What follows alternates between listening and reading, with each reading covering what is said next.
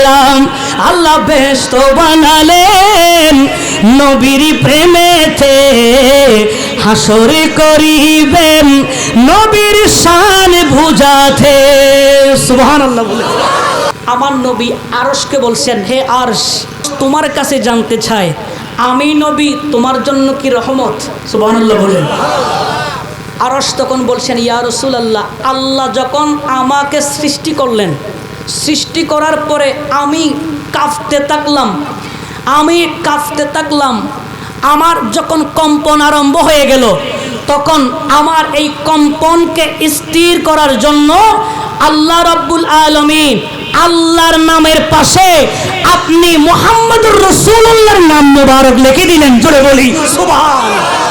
আর একটু জোরে বলেন না সুবহানাল্লাহ।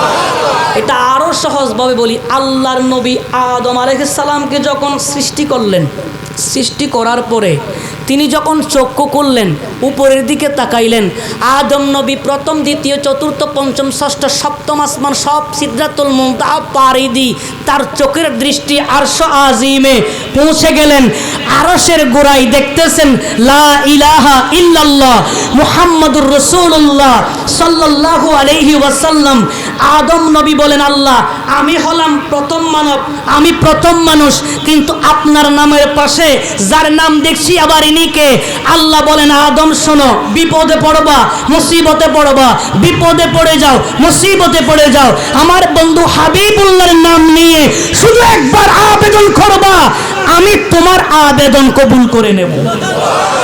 আর একটু জোরে বলুন না সুবহানাল্লাহ। 350 বছর কান্নাকাটি করার পরে শুধু রসুলের উসিলা দিয়ে একবার দোয়া করলেন, আদম এবং হাওয়া দুইজনকে সাক্ষাৎ করাই দিলেন। যেই জায়গায় সাক্ষাৎ করলেন ওই জায়গার নাম হয়ে গেছে আরাফার ময়দান। জোরে বলি সুবহান। আর একটু জোরে বলুন না সুবহানাল্লাহ।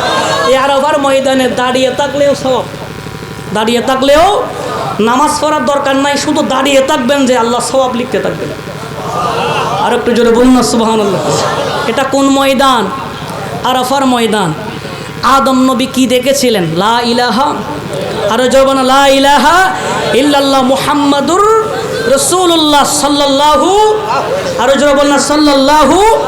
এজন্য শায়ের বলছে, ওরে বেহেশতের পাতায় পাতায় লতাই লতাই নবীর নাম, আর সে আল্লাহ নামের সাথে নূর নবীজির মনোগ্রাম, নূর নবীজির মনোগ্রাম। আল্লাহ বেহেশত বানালেন নবীর প্রেমেতে, হাসর করিবেন নবীর শান বুঝাতে। সুবহানাল্লাহ বলে। আর একটু জোরে বলুন না সুবহানাল্লাহ।